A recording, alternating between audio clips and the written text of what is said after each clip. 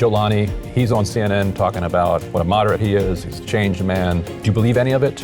If you're a moderate, why announce your victory at a mosque? If you're a moderate, why say, I'm not gonna make women wear headscarves? Like that wasn't the conversation. The Americans will fund anyone to sell a gun, and it's not really ideological when it comes to weapons. There's a lot of internally displaced people now who were over by Aleppo, and they're now living in the Syrian winter where, some children are freezing to death on the street. Are you hopeful for what could potentially come out of the US policy towards Syria under Donald Trump? With the fall of Bashar al-Assad, Syria is now plunging into deep uncertainty. To help us kind of walk through what's going on the northern side of the border, we're joined today, very fortunate to be joined today, by the way, by Guy Steward, who's an American leftist who spent about a year and a half with the Kurds in the Kurdish region more broadly, serving both in the militant wing with the YPG, within a battalion of the YPG, but also doing some civilian work with the PYD, which is the Tevden specifically. Gotcha. Gotcha. So we're going to have a lot of questions for you. Yeah, sure. I'm here to answer everything. And so you spoke half anonymously to the Village Voice right before you left. Right. In 2016 for the Kurdish region. And we can, if we remember, we'll put that link to that kind of Village Voice story. You're just named as Guy. Oh, am I? Right. I didn't know that. That's interesting. Yeah. It's been so long, I forgot. Yeah, they just called you Guy in that. Yeah. Otherwise, you haven't told much of your story here. You're also involved with the documentary that will be coming out soon, which is phenomenal. By the way, it's not out yet. Called Belki Sibe, which you were just telling me before the show started is Kurdish for maybe tomorrow, which is an homage to Catalonia. Which is, if people haven't read Homage to Catalonia, and a lot of our audience is young, which means they haven't read any books, because young people don't read books. No offense, you don't, but you should. It's an absolutely incredible book. It's about Ernest Hemingway's experience as doing the same thing, which is he was an American leftist who went to fight in the Spanish Civil War. And one of the characters in that book is always saying kind of mañana. Mañana. Yeah, so that's exactly. the Kurdish version of mañana is Belki Sibe. Yeah, exactly. It is actually sort of a joke because it's a comparison that's often made, but I actually haven't read the whole thing of Homage to Catalonia, and I only got maybe a couple pages past the maybe tomorrow part by the time I was there, and I was like, that was the one thing that for sure fit into the Civil War logistical realities. Well, it's a really good book, and I'd actually love to get your reflection on it. Yeah, I'd love to read it again. After having gone through like the 21st century version of it. We should say for a flavor of the documentary, we do have. We do have a clip from the trailer that we can show, so we can go ahead and roll the SOT control room. Coming to Rojava was like a kind of going to a place to find hope.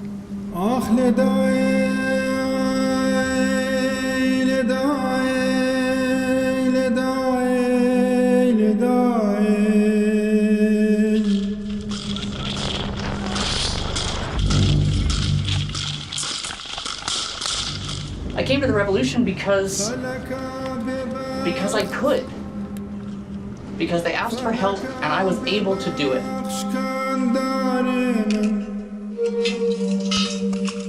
This is the frontest line of our cooperation. It is objectively a just war. It's not just women with guns. The far larger revolution is happening in the civilian life.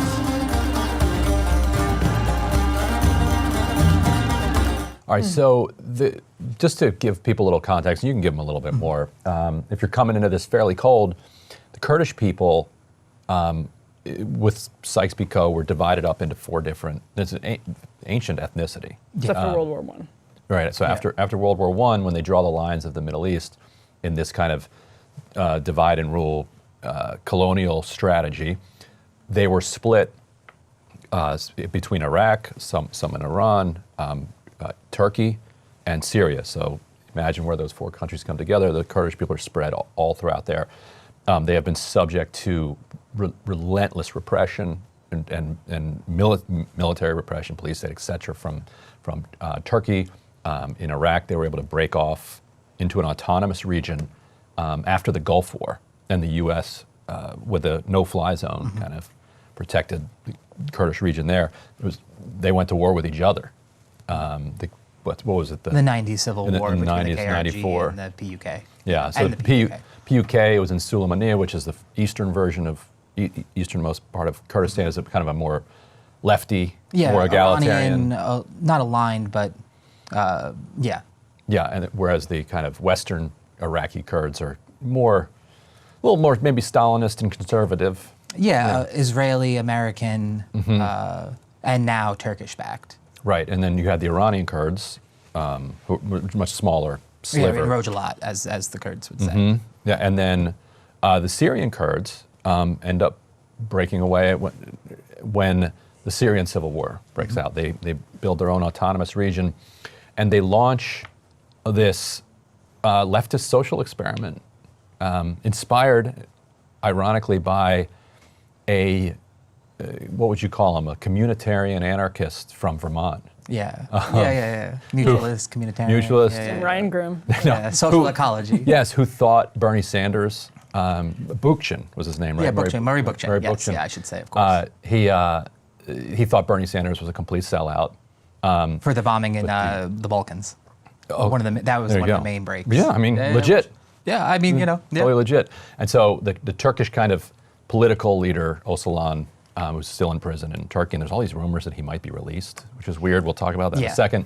He read a bunch of Murray Bookchin while in prison, and he tells the Kurds, like, this kind of. So in Vermont, where I lived for a little while, they have it's very community-oriented democracies. Like all of these town meetings and everything is decided very democratically in an authentically democratic way, where people participate in the local government. And he's like, that's got to be the model, not this top-down Stalinist crap. Yeah. So that's the context. So how did you hear about the Kurdish leftists who were waging a revolution, and how did you decide that, you know what I'm going to do with my life is leave the United States? Actually, let's do some news off the top first. Okay, sure. So for people who want the news on what's going on in Syria right now, what's going on? Turkey launched an assault on Kobani, but now the U.S. is trying to intervene and has negotiated some type of truce. What are you hearing from people there? So what I'm hearing from people there is twofold. I mean, it's a very complex situation, as everyone always says. I guess, Israel has recently started to bomb us with holdings that we've taken from Assad and the Qamishlo airport and several weapon stockpiles. They're probably, in my personal opinion, moving in concert with the Turks to sort of define Judea, Samaria, as I'm sure that they're always talking about. Right. And then, like the foreign minister, I believe, of Turkey has also announced that Aleppo has actually always been a Turkish city. And I guess for some context, like in the founding of the Turkish Republic, there's the Hatay province, which is sort of like the little cut out of Turkey. Or of Syria and now Turkey. And basically in the 1920s, that was taken from Syria and never given back. And now with places like Afrin, the Sarakanye pocket, and now Idlib, and probably most of what a lot of the SNA and the HTS rebel-backed militias are taking would more than likely probably go into some sort of assimilation into the Turkish state. Right, because you had Turkish support for HTS, which and NATO American support, and NATO, of course, yeah. Well, and actually, just you were using pronouns like we and us, and yes, of course. Curious, right? Right. What is your relationship still with anybody who's fighting over there right now, the forces right now? So I'm personally an anarchist. So my allegiances only go as far as the political project. Sure. So as long as the political project remains intact, they are we. Anywhere there's liberated space, we are of them. As long as there's a single person in jail, I'm not free. This whole thing. Sure, of course. So yeah, and I guess. But you're not currently like working or representing. No, I'm not in any way representing the SDC, which is the local sort of embassy, I guess you could say, for the Havals or the comrades. Yeah. And there is a group called Tekoshin Anarchist, which is relatively small, which sort of came out of my battalion after I was there, which I guess is fighters that represent a direct political line, not to me personally, but to my ideology. Right. Sure.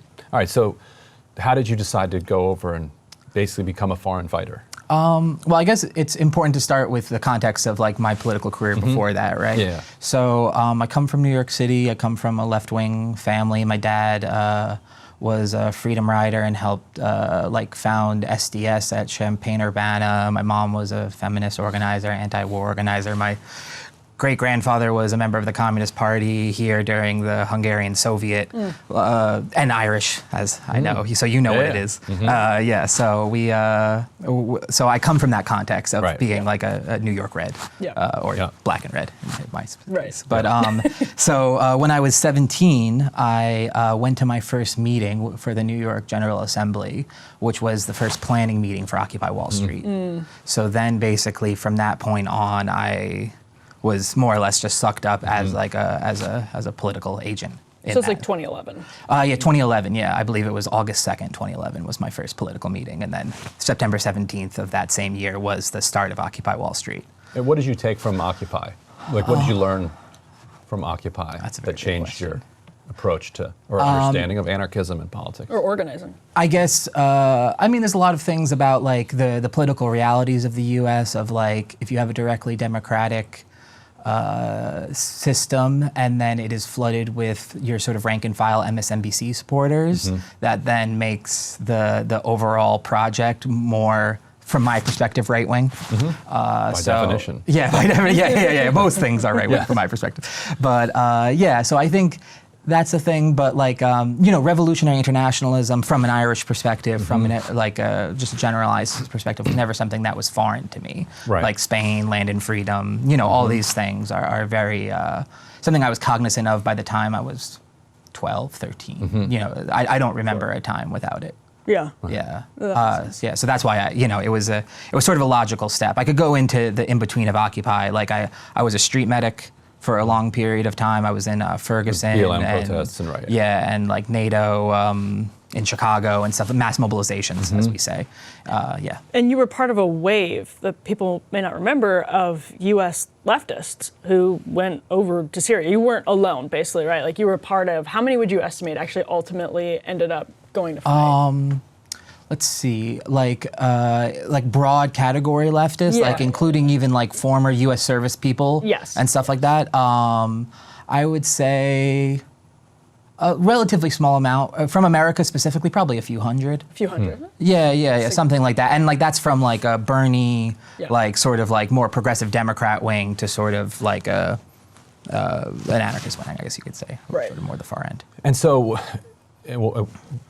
Speaking of the Spanish Civil War, there's an interesting parallel there that FDR was publicly neutral.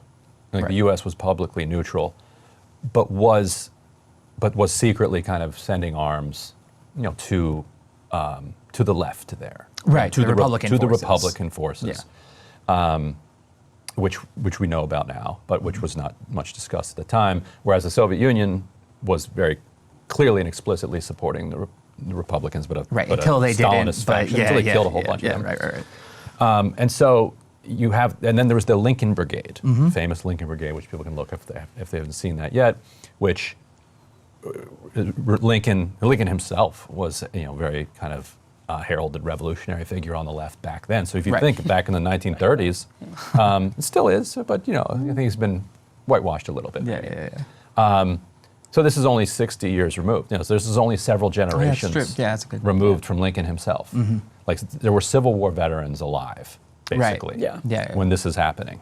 They're very old, but they're alive. There were there were Civil War veterans at like Roosevelt's inauguration. And so, there was that U.S. support there. So talk about the context of U.S. support for the Kurds in Syria. Like, who do they support? Why? When did that start? Because the criticism from others on the left is that, well, these are just stooges for the U.S. Right. Well, I guess I should back up and define the space first of like the original sort of, as I view it from an American imperialist perspective, the sin of like the contradiction of backing these groups was in the context of the siege of Kobani and the genocide of the Yazidis in Sinjar. So basically, it was an Obama geopolitical decision last minute to give air support to, at that time, the PKK in Sinjar and the YPG in Kobani for two reasons. One, to stop a genocide, and also so ISIS wouldn't have a full connector to Turkey, because it was understood that Turkey is the primary funder of ISIS and mostly has been, along with NATO. I mean, it is sort of like there's Turkey's in NATO. There's what Obama says, and then there's what the reality of, like, you could have stopped funding Turkey if they were funding ISIS at any time. So who's really, but that's a point for another time. Right, so Kobani is a city in the Kurdish region of Syria that the Kurds are defending relentlessly.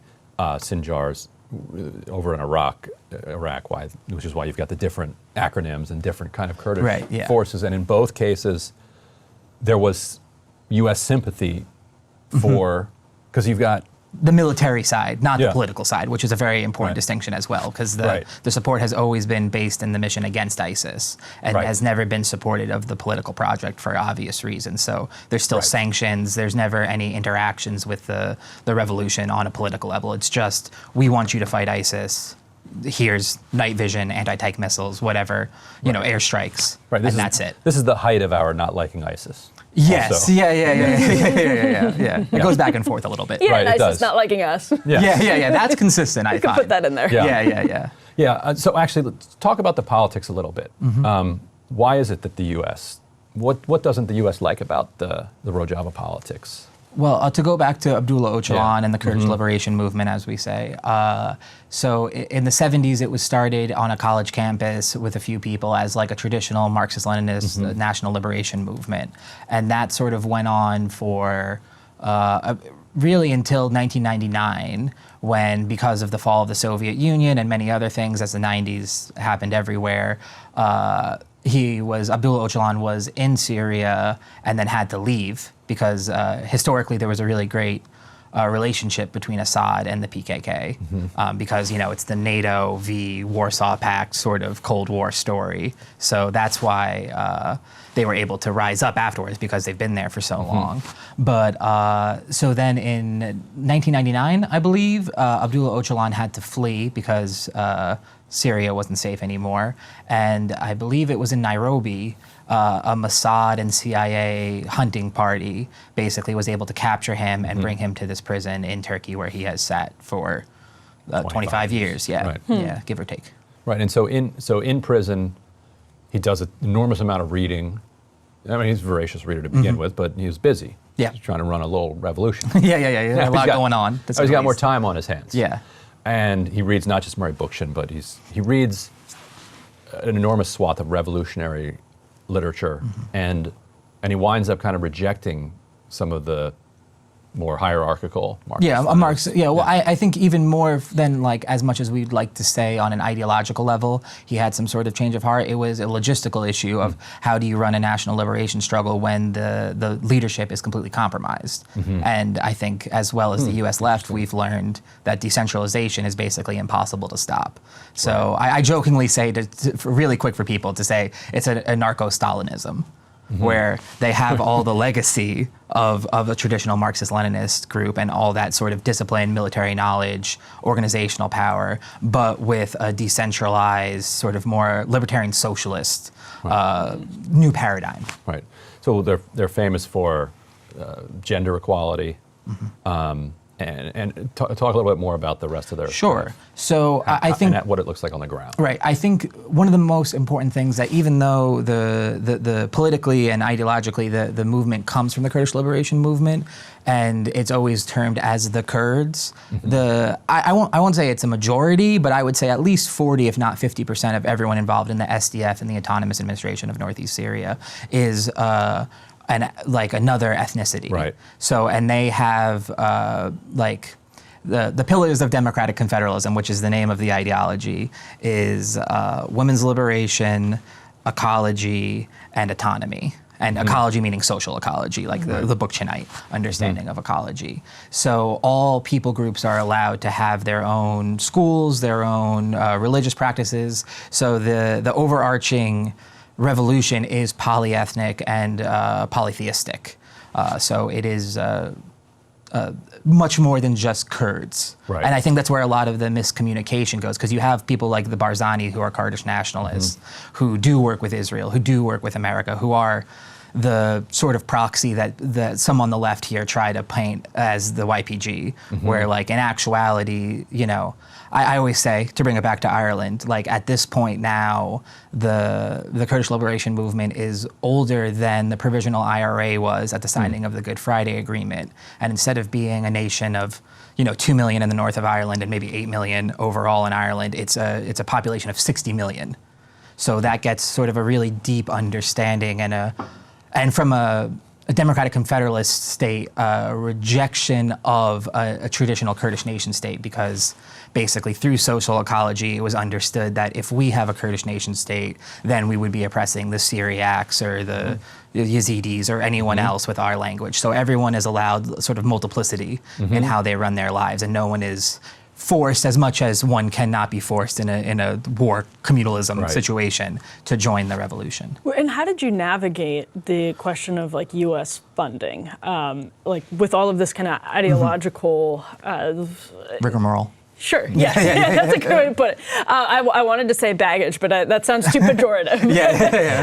But how did you navigate that question? Obviously, with we were talking about how complicated the situation is. There's so many different factions, and we were talking earlier in the show that we published on Wednesday about how at one point you had the CIA and the Pentagon backing different factions in Syria, like just an incredible testament to U.S. interventionism. But with all of that sort of ideological lens, how's this question of funding come into play, and what are the moral questions that you guys had to think through?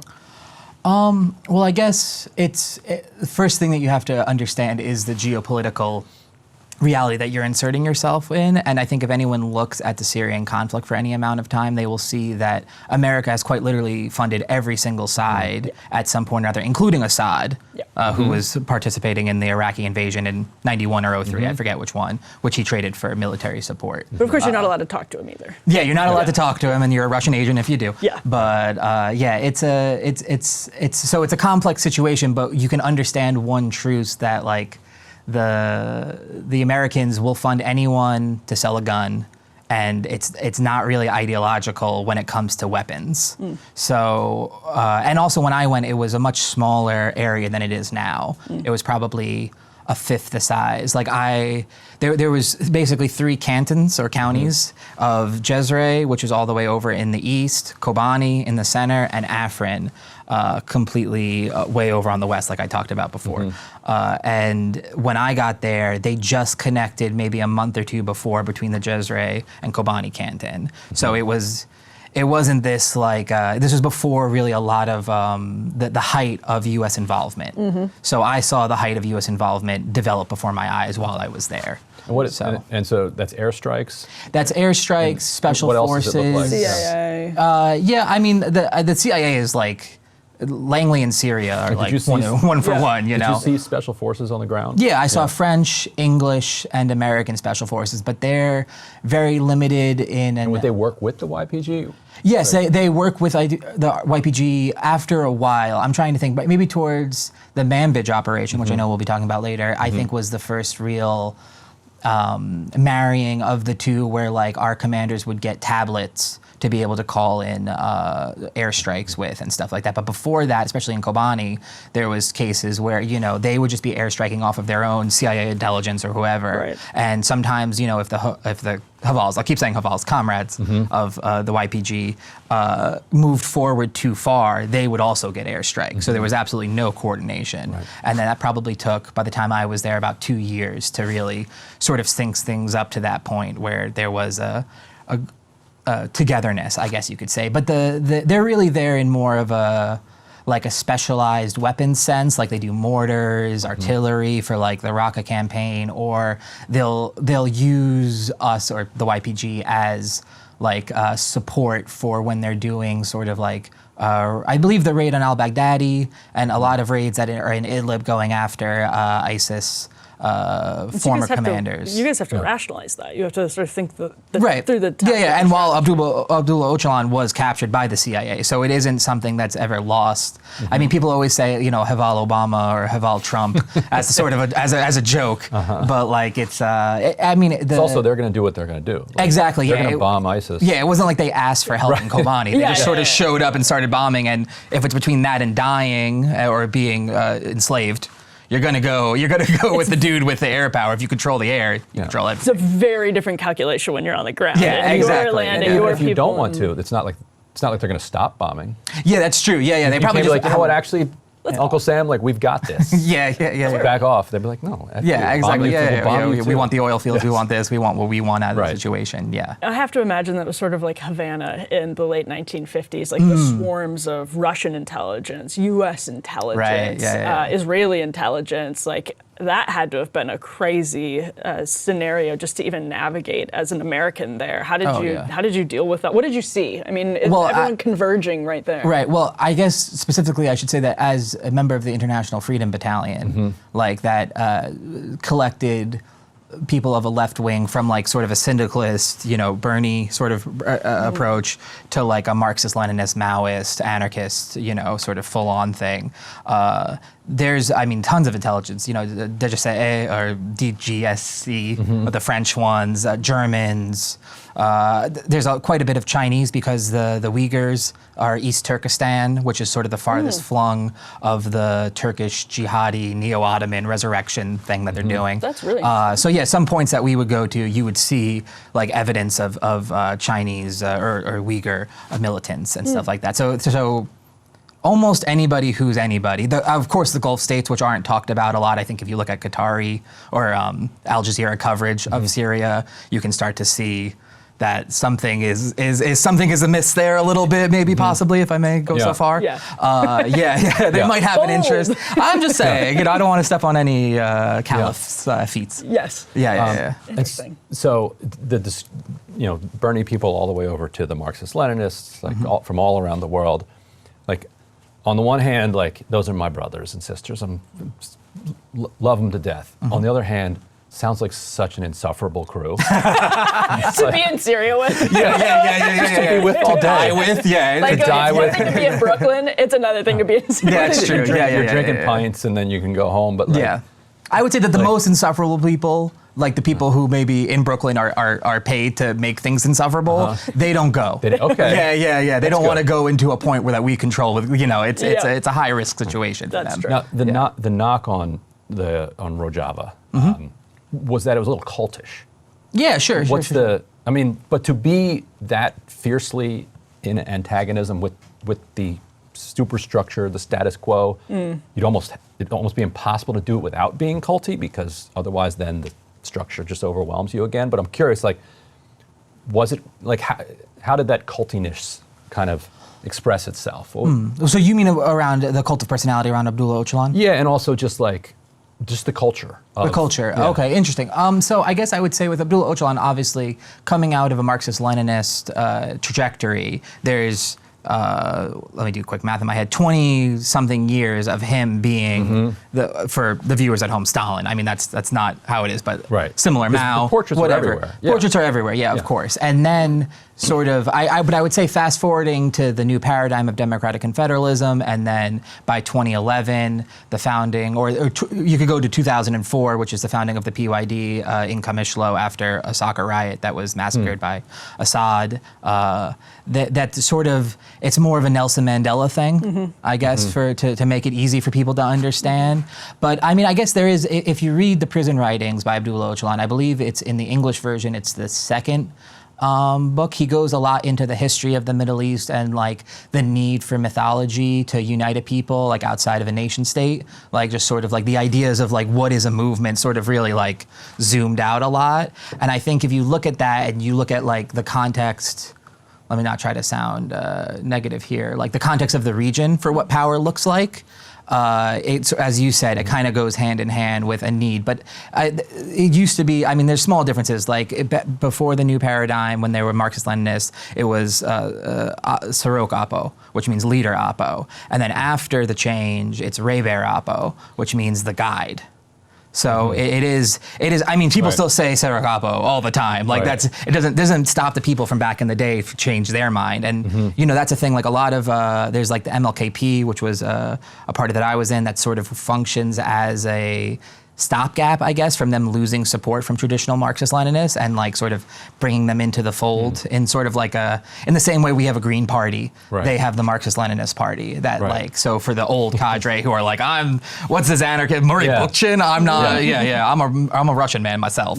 Like, so, yeah. What was it like melding, or maybe not melding, but like trying to mesh the cultural experiences of like Western leftism with a very different people from very different backgrounds who have come to actually similar philosophies, but even just the iconography, you know, that is something that's just like it's a little cultural difference, but it makes a big deal. It is a big deal. So, could you have any other examples like that, like just blending backgrounds from the West and from the Middle East? Sure. I mean, not just talking from a left-wing perspective, but like everybody who goes there, because of course a lot of former U.S. service members went there, or you know, Marines who are, to put it very smallly, are not ideological. Yeah. You must have been like talking to them about some of the stuff. They're probably like, shut the fuck up. What are they there for? Like, are they paid? Or some of them just love fighting? Or like it's that one for sure. Or you know, they have unfinished business, something like that. But so there's different levels of support. They're fighting ISIS. I want to fight ISIS. Exactly. Yeah. It's just anybody who will let me come, I'll go there. That sort of idea. Yeah. But there's different levels of support. Like if you're, I'm forgetting the exact translation now, but if you're basically in the civilian tabors or battalions, you get a very small stipend from the YPG. I believe it was like between 60 and 100 a month or something like that for like soda and, you know, to take a weekend off and go to the back. But in tabors or battalions like mine, it was a cadre tabor. So all of the money that they pay for the fighters go directly to the superstructure of the battalion. So I was not paid except for a return plane ticket after 6 months once, and I believe $200 for new clothes in Soleimania. That's all I've ever. So it's far from being the glamour life of a mercenary that many depict. So to get there, you flew to Turkey? No. Iraq? I flew into Iraq, into Soleimania, because you can't fly into basically. I mean, it changes all the time, but I think I was really the first wave of people who like couldn't get across the Turkish border because that was too dangerous. What year were you there? 2016. Very early 2016. I believe March is when I landed in Soleimania. Unrelated. I went to the Kurdish region of Iraq in 2005, and the way I got there was flew to Istanbul, then flew from there to Diyarbakir, then drove from Diyarbakir to the border. Oh, that's a crazy trip. And then and then they let us across the border, and then we went to Erbil, and then. Yeah. I must point out that Diyarbakir is the Turkish word. Ahmed is the Kurdish my apologies. word. It will be forgiven. Yeah.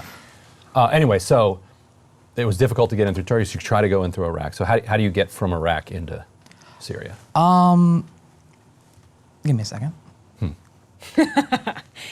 I mean, I'll put it this way: the U.S. government knows how I got there, but with the new administration coming in, obviously. So let's just say because there's some. Yeah, there's some other people involved, but everyone knows. Okay. I just can't be that person, if that makes sense. Okay, but sure. I took a boat, and we walked with several people of an organization, and then when we got across the river, they had new uniforms. All right, so, and you avoided all the Altoona McDonald's along the way. So yeah. All the car dealerships of the KRG, which they have a lot of. It's like Long Island. That's really... All right, so then did you first join the civilian brigade, or did you first join the fighting brigade? You get training, like what goes on? Okay, so we first go to the international training. I believe it was Shahid Kamal, name of the camp. And you went with a friend? I went with a friend, but he ended up turning back in Iraq, so he wasn't with me at this point. But the people who I were with I was with them for 2 months in a safe house waiting to cross. So we go there, and it's about a month of training. It's 2 weeks. Is this the first time you've handled a weapon? No. I mean, in this context, of course, but as an American. American. This is America. Yeah, exactly. Yeah, and what's wrong with you? It's New York. Are you You know? liberal or something? Like, come on. But yeah, so basically, but speaking of that, so the first 2 weeks is ideology and Kurdish. And then the second 2 weeks is like 1 week of weapons firing, which is really small because they didn't have the ammunition, and I still don't think they do, to like give like an American amount of training. It is mostly to function check weapons that you're going to be using, and for Europeans to have that feeling of Right. So they've never touched a weapon. Yeah, they have no idea. I mean, I've never touched a belt-fed machine gun. Like, I had no idea. But the same basic principle as everything else. Were you firing a belt-fed Yeah. machine gun I mean, I have. Yeah. in Syria? Yeah. Wow, that's awesome. Yeah. Sorry. Sorry. PKMs are great. Russian gun. If I could speak, like, import them, please. I would semi-auto, of course. Yeah. Legally owned. Et cetera. Yeah. Right, so how quickly are you then thrust into combat? Okay, so I went from there to Tevdem, which is the Tevgiri Democratic, which is sort of the organizing structure of the communes. And in there, I was in the Committee Abari, or the Economic Committee, where we were setting up and maintaining the communes that exist in Eastern Jezra Canton. So, like, basically Kamishlo basically Kamishlo and all the way to the east towards Derek, which is like sort of the heartland of the political revolution, where the communes are the most developed. And then after being there for 6 months and my experiences of sort of, I guess similar to your last question about like understanding how the Americans factor into things and like, is this political project real and everything like that. Once I got that, I met some Yazidis. I really understood the thing better than I did when I was first in training. I then decided to join the International Freedom Battalion. Okay. And so are you guys, how helpful are you guys? Or do they look at you as like, oh God, what are we going to do with these people? We got to find work for them to do. I think it's on a case-by-case basis, for sure. I mean, some people there's no firing pins in their guns. That's a thing. And it's sort of just like to protect the people around them. Yeah, exactly, for real, and other people... Do they know that, or they figure that out the hard way? Or they don't even know. They're never put in the situation to figure that out the hard way. Yeah. But you were. I mean, I don't, once again, as an Irish Catholic, I can't say such things. But I think I was okay. I mean, I learned the language. My Kurdish is functioning, and my Turkish is okay too, and my Arabic, kind of there. But yeah, I guess, I was just learning in the civil society. I mean, I worked in co-ops in New York City, but like bike messenger co-ops. So like... It's the same function, like the meetings are the same, everything's the same with direct democracy no matter where you go. But obviously when you're like talking about an agrarian co-op that is responsible for a wheat harvest that will feed 500 people, it's a lot different than being like, how do we get these yuppies to tip us? Like it's a completely different reality. And your personal background, I think, obviously is illustrative of this, and Ryan's covered this way closer than I have, but it's like your worldview is like a relic from like 60s America. Like this is, I'm sure there's all kinds of nuance and distinctions that you can get into. But I'm just curious about the left right now, which, talking to you about being in these positions and guns and violence, it just actually was more commonplace in the circles that you run in now decades ago to kind of like be comfortable with these discussions. And I'm curious why, or maybe is it frustrating from your perspective to see so many young people come into the movement? There was a huge DSA boom just in the last decade, and you've actually kind of been there and you've done the thing, and maybe it's not for everybody, but this is life and death and serious, and you kind of put your money where your mouth is. Yeah, I mean, I think we definitely... we owe it to the past generations and the future generations to respect everyone equally. And like, it doesn't matter, even if you're a DSA person, which like, democratic socialists and anarchists are, they killed Rosa Luxemburg. We can get into it. I'm not gonna, I don't bring that up, but I say it jokingly, but also seriously. But I think, the reality of being anyone left of like a center-right party in America is that you will feel the full like boot on your neck from the security state and from anyone that you go against, whether it's the police or anything like that. And you see that with the Palestinian protests today. And sort of like, I know a lot of kids are traumatized from sort of that first exposure. Yeah. And like, I remember my first time, although I had a different situation where my mother, when I was going to Occupy for the first time, said, cover your head when they beat you and throw the tear gas back. Which, speaking of the 60s, was back when the tear gas before they made it hot. Right. So you could, now we need welding gloves. Anyone, don't touch tear gas with your bare hands. Yeah. That's my street medic talking. Yeah. But so yeah, I hope that answers it. Because yeah, I mean, I don't want to say anything that detracts from what's happening in Syria and makes, paints me in some sort of, because famously Alex Jones had this whole thing of Antifa super soldiers, that like ISIS is working with Antifa to overthrow the American Republic and stuff like this. This was a big thing for us. When you're the person, it's a big deal. But yeah, so it's not something that I ever, I have no ill will towards any American or anything like that. It's just interesting. I mean, it's interesting now in the context too of like, not to get too off topic, the like Luigi Mangione debate, and a lot of people are like, where is the left's version of Joe Rogan? There's all of these young men just drowning in the capitalist malaise. Like, what is their outlet? And I mean, I don't know. I find that. Yeah, I mean, they're not allowed to have an outlet. Yeah. Like the point of COINTELPRO is that, I mean, this is the closest that we have to like an anarchist media. And I know that you guys are in no way anarchists, but just by not being establishment and not being under that level of control, you create space for a differencing of opinions where like people, I mean, I'm sort of like the person who blames COINTELPRO on everything that happens. Yeah, but I mean, it's fair. I'm right. It's I'm right more than I'm wrong. Fair. Yeah. It's like legitimately fair. So how does how does the revolution spread in northern Syria? You showed up. It's three cantons. Right. So we move over. We take Serikanye.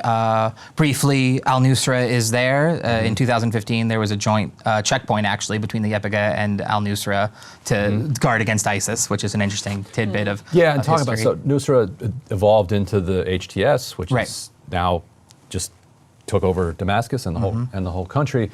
And at the time, correct me if I'm wrong, they're doing this stuff because they're trying to get in good with the U.S., it feels like. But what are the other politics at work here for Nusra, which, this is an al-Qaeda offshoot? Yeah, ISIS, a lot of ISIS fighters.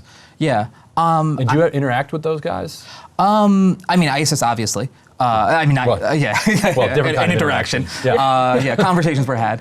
But Al Nusra, not exactly, no, not really, not on any fronts that I had, but it's very understood, like, to fast forward a little bit when we're in Manbij, some of my comrades from my battalion would be going up to the Jarablus front line, which is now another point of contact, and basically Turkey would be shelling, so ISIS, and then later the SNA, the Syrian National Army, could make gains. So they work in concert. So it like from my perspective, personally, and I know that the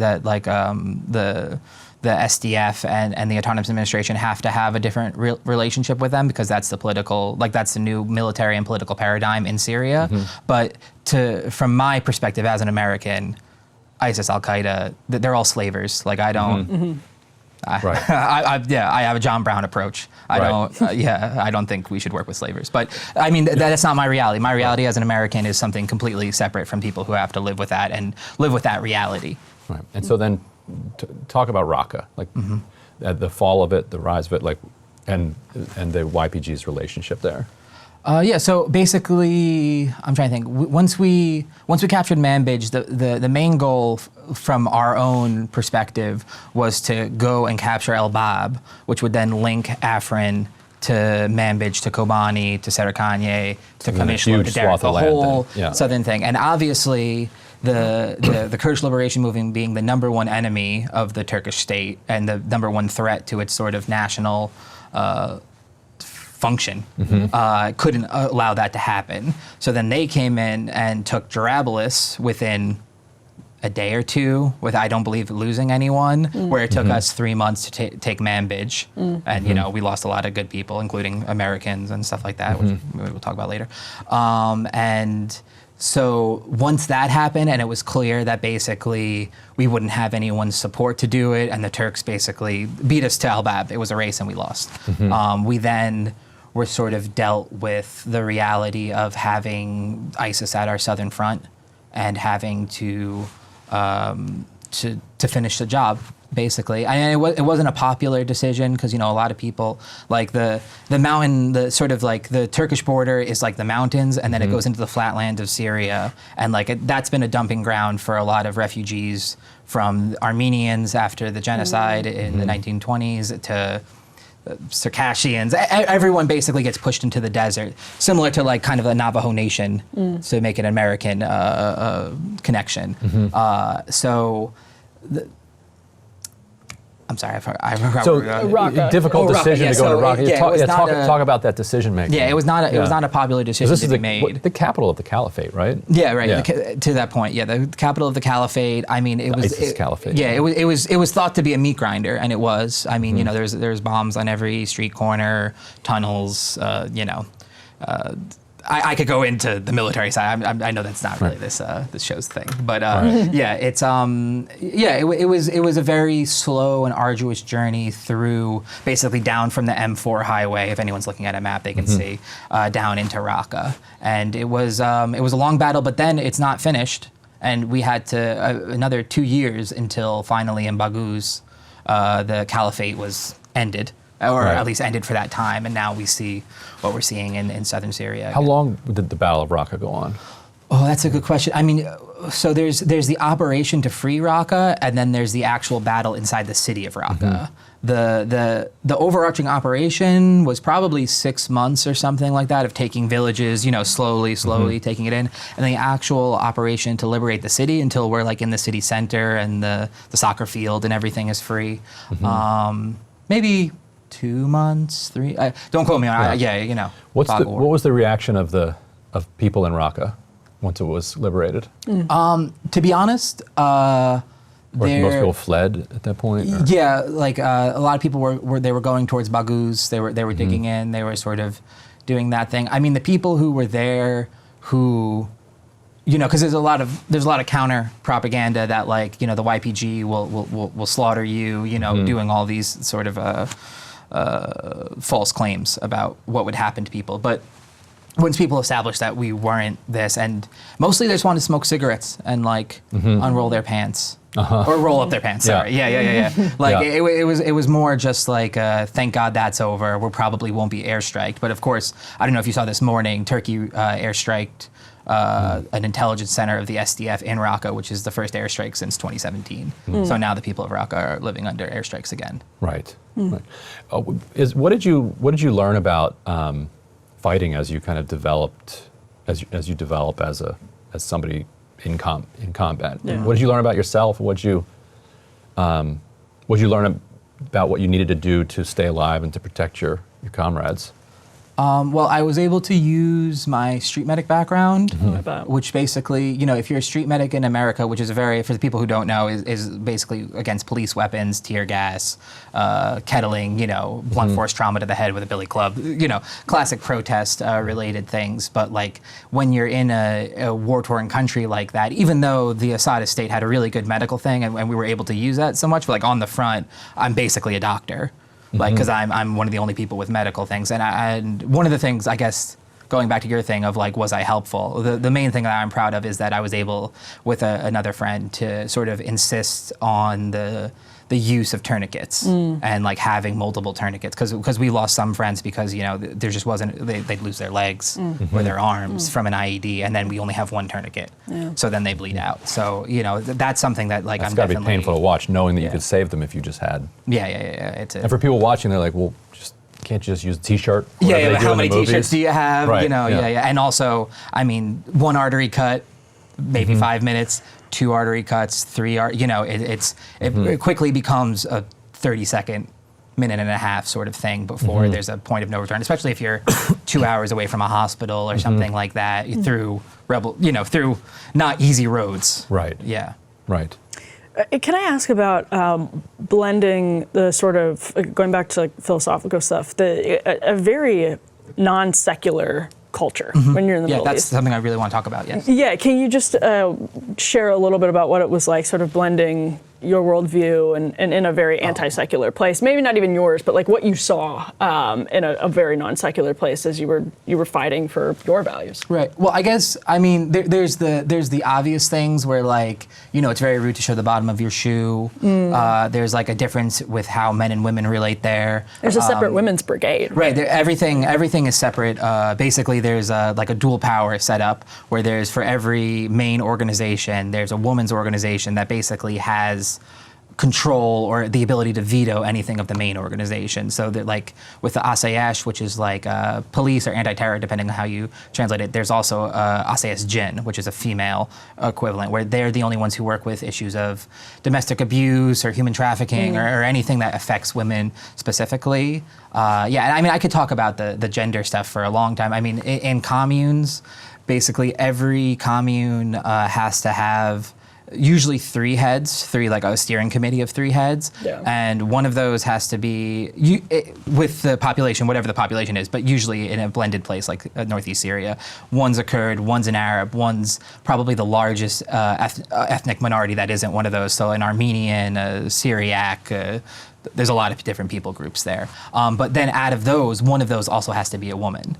So you need an Arab woman, you need a Armenian woman, you need a Kurdish woman or something like that. So yeah, and I mean, the fighting force, obviously. People in like, the comments can be like, damn DEI. Yeah, this is real DDI. Yeah. Women's liberation. Yeah, I mean, also coming from like an Assadist, or, well, not even Assadist, because I think Assad is not misunderstood, but like the gender equality of Assad is probably second only to the SDF when you look at the factions of Syria, right? Because it's Al Qaeda, right? Yes. ISIS. It keeps going. Yeah. And I mean, they're Lebanese. You know, it was a French colony. They have, like, in Kamishlo, the areas that were under their control was famous for having like a really nice wine bar. Like, they dressed very, you know, like, it was very like normal place. But yeah, I would say, like, coming from New York City, not that this is the New York City that we have now, sadly, especially with Eric Adams and all that going Comrade on. Adams. Yeah. Yoldash, which is the Turkish version. Yeah, Yoldash Adams. Touche. Yeah, the version of it, like, that sort of, like, polyethnic, polytheistic community was something that I feel like I understood very quickly because it was so similar to where I'm from. And on the ideological level, like, the cultural things are different of, like, do we keep dogs inside or not? Or like, you know, all those things, the small differences. But like, when your ideologies sync up, we all understand where it is we're going and we're all trying to get there. So they have this, they've read bell hooks. They have all the same, you know what I'm saying? They're applying it and they're critical of it from a different position. But like, it's very, it was very easy to blend, I find, mostly. As long as you, like, were open to the ideology or already had your own ideology that was similar. Is bell hooks capitalized in Arabic? Oh, that's a good question. Yeah. I don't. Yeah, well, because it would be so that side to that side. Yeah, I don't know. Yeah. So how screwed are things now? So let's say Turkey's unleashed, U.S. pulls out support. Can the revolution stand its ground? Where can it stand its ground? And let's do Manbij for a second, because it sounds like they're withdrawing from Manbij now. Like, is that what you're hearing? So talk about the significance of Manbij, because it plays a central role in the documentary. Right. Yeah. Of course. Yeah. The documentary centers around the liberation of Manbij, and then specifically in 2021, talking about the defenses that are there to resist the Turkish attack that we know is coming and has now happened. Basically, as of the most recent reports, which, I mean, this could be no longer relevant by the time this airs, of course, with how things work. There is wanting or talking of a truce or something, of like, because the Euphrates used to be the line, and then we had to take off our YPG patches and we put on SDF patches and we crossed the river. But like the Manbij I think is important, if I can say, for the American left, because people like Michael Israel, who was a Wobbly or IWW and like founded the Sacramento DSA, was killed by a Turkish airstrike, and I believe he's the first American to be killed by Turkish armed forces in I don't know when, but Right. like the main one, and other people like Jordan McTaggart, who was a Coloradan anarchist, also gave his life fighting for Manbij, and it's a beautiful city, 600,000 people, very multi-ethnic. I think an Arab majority technically, but there's a lot of Circassians from the Russian 1800s, all that stuff. There's quite a few players in there, but now with the defenses. Basically, from my understanding from talking to comrades last night who would know, there is no official deal that's yet been signed. And sort of, to briefly go into the military strategy, like if you look at Afrin or Serikanye, but Afrin specifically, like there's an overwhelming force of a traditional military versus a guerrilla army, basically, with cars. That's basically the only thing that's not guerrilla about it. And then since 2018, there's been a long, protracted struggle in Afrin by guerrilla forces against Turkey and its proxies. And in Manbij, from what I understand now, there has never been a convoy that's left Manbij. And so it's very similar, I think, not ideologically, of course, but What do you mean by that? There has never been like a retreat or to pull out. There's been some talks by the commander of SDF that should happen at some point, but the amount of tunnels that are in Manbij is a huge amount. So very similar to Gaza in some regards, not ideologically, of course. Right. But the way that I see it is that they have no interest in tearing the city apart again and seeing what airstrikes and the civilian casualties will do. So they basically pull back and decide when their choice to attack is. And so the military, being the Turks. The Turks and the SNA, the Syrian National Army, the people who are against the YPG. So basically, when they go to the river, all of a sudden, there's 40 dudes popping up out of tunnels behind them, and so. That's basically, as I understand it, that like to minimize civilian casualty, and also, I mean, we were there for 8 years. I believe the people of Manbij want, a fair and just reality.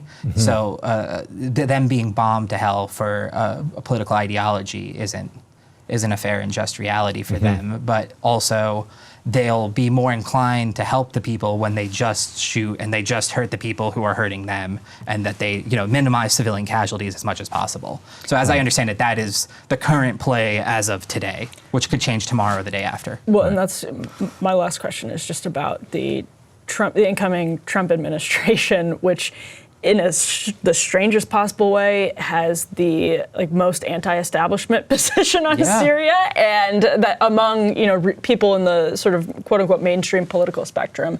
Are you hopeful for what could potentially come out of the U.S. policy towards Syria under Donald Trump, or what do you foresee being some of the potential advantages and pitfalls? I mean, obviously, I hope for the best that's possible, but I think there was until sort of these waning days of the Biden administration, there has been no invasions, but both the Afrin invasion and the Serikanye invasion happened under Trump, and obviously he has a long-standing relationship with Erdogan, and I do believe that we will probably see more repeats of his last administration than we will see like a continuation of a Biden freezing of conflict, because obviously it's not frozen anymore, so it's harder to hit the freeze button again. But I mean, I'm always hopeful. I think, if the people really understand who are the players, and I don't think the American populace wants to see, Turkey going through with literal Al-Qaeda taking over the area, and I think maybe the government, but as you guys always talk about, the mass population doesn't want to see Israel annex any more land and do whatever the hell they're going to do with that sort of Al-Qaeda buffer group in the middle, which basically gives them carte blanche. Because I mean, I could talk about the Alawite massacres that have been happening, or like in Manbij specifically, there's been videos coming out of SNA troops killing wounded YPG people in hospital beds, asking, are you PKK? Yeah. It is a very dark situation, but going back to my original point of this seems more to be an Israeli and Turkish sort of carving up of Syria with Al Qaeda kind of together, but Al Qaeda mostly being like a Turkish functionary, and then the SDF mostly being kind of American aligned, but only militarily in its way against ISIS. That like where basically we being the autonomous administration is stuck in between these two juggernauts of like NATO, although Israel's not NATO, Western military back, and like either way, I guess Lockheed Martin benefits. No one else. Right. So Jolani, the HTS. So he's on CNN talking about what a moderate he is. He's a changed man. Yada, yada, yada. All of these different ethnicities and sects have existed in Syria for hundreds of years. What does that mean to the revolution, to the autonomous zone? Do you believe any of it? And does he even have any power? Is he just a pawn for these bigger forces? He's a useful fall guy, for sure. I mean, for who? For Turkey and Israel and America, the Al Qaeda will always be the fall guy. But I think if you're a moderate, why announce your victory at a mosque? If you're a moderate, why say I'm not going to make women wear headscarves? Like that wasn't the conversation. Right. Nobody was asking. Yeah. I'm not going to make women wear headscarves T-shirt is raising a lot of questions. Sell like hotcakes in some places. Yeah. Yeah. But yeah, I don't think it's. I mean, because like also like as much as the Gulf states or Turkey may want that faction to sort of be the faction of Syria, I think we understand from an international political perspective that that's not really. There's not a lot of future. I mean, there is a Taliban, there is things, but the Taliban's a very different context, of course. It's basically, I think. I mean, we'll see. I mean, there's an area in Aleppo called Sheikh Massoud, which has about 250,000 Kurds, Yazidis, and other minorities who have been there from back in the day until now, and sort of have a little like oblast of autonomy. And I think that would really be the bellwether of like, along with the Alawi or Alawite, populations along the west, as well as like the Christians who still speak Aramaic, who are Assad supporters because the opposite is Al Qaeda, and that's something that I think especially from a Christian perspective is something that really isn't understood at all of like how bad that is. So I know for a fact that the autonomous administration would be super open to and love to talk to any of those minority communities and help in any way possible to sort of defend them against an onslaught of as well with the Russian military bases there, the naval base and the airport base. There's a lot of things going on there that a lot of people wouldn't want to give up. Right. So the autonomous administration is, of course, willing to, I think, talk to anybody and organize with anyone, as they always have been. And then these 900, roughly, U.S. troops who are still in Syria,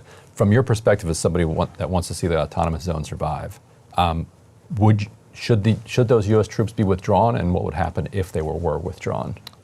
What is their role now? Well, okay, so it's like 900 soldiers in the relatively the size of Belgium, where like there's like about 40,000 YPG or SDF fighters. Right. So it is a relatively small amount.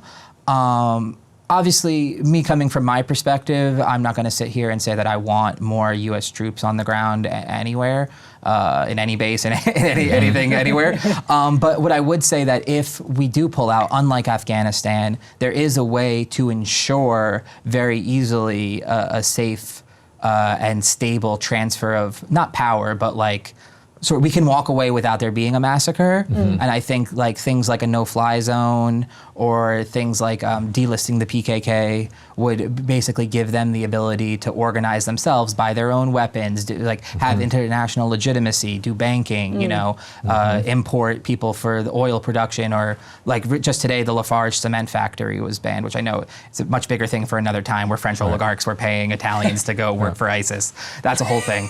But you've heard this story before. Stop me. A tale as old as time. Yeah, but so things like that, like that's the largest cement factory, I believe, in the Middle East that is under control of the YPG. So if there was a no-fly zone and political or international legitimacy by delisting the PKK and sort of allowing people to come, there could be an economic future and a multi-ethnic, multi-theistic sort of future for Syria and the Middle East in general. Right. We're willing to offer air support, weapons, troops to support the general force here. but not delist them from the, Yeah. and not let them have a bank But we might account. recognize Jelani. We're interested Yeah. in stopping sanctions Right. because Jelani is, but these leftists, why would we ever let them have access to bread and gas and Yeah. things they need to warm their homes and feed their children? And then the Russian, I mean, it just, the irony of like the US and the Russia proxy is just. Yeah. Well, I mean, Russia is consistent where they're just Assad for them, and they came over once Turkey invaded to the YPG. But Russia has actually been far more pushing before Assad left. And since 2016, the autonomous administration has been trying to federate with Assad into a federal Syria, where it's an autonomous zone similar to the KRG in Iraq. Yeah. And Russia was really pushing for that, but Assad didn't want to, give in at all and didn't want to sort of do the Assad thing. He didn't want to give up power. I was under the impression we Putin was ended the right, Cold War yeah. with the Mujahideen. Yeah, exactly. Our brave fighters in Afghanistan. I thought this had already been solved. And if you've never heard like the Lord's Prayer in Aramaic, it's incredible. Oh yeah, I mean it's a pop that into beautiful YouTube. language. Yeah. Yeah, We had a lot thank of you, Aramaic fighters in the YPG because there's quite a large population over there. So I'm very beautiful tapestries. If you're into Christian tapestries, they got the originals. They have the original. They do, literally. Yeah, signed and everything. John was here. The John. The John, Yeah. John. So where can people go to find information about the documentary? For the documentary, it's just belkisibe.com, which I know that the spelling might be hard, but I'm sure it will be below, right? And and I would say, as far as people who maybe want to help the humanitarian situation, Avia Sor, the Kurdish Red Crescent, is a great way to sort of. There's a lot of internally displaced people now who were over by Aleppo. I believe it's anywhere from 100,000 to 150,000 people who have had to flee. Kurds, Yazidis, Syriacs, Armenians, everyone, and they're now living in a Syrian winter where some children are freezing to death on the street and everything like that. So if you're interested in maybe not the politics, but just helping the people who are suffering a humanitarian catastrophe, the Kurdish Red Crescent would be the way to support that. Awesome. Well, thank you. This was fascinating. Thanks for having Thanks, me. Guy. I really Thanks for appreciate joining it. us. Yeah. And we'll be back next Wednesday with more Counterpoints.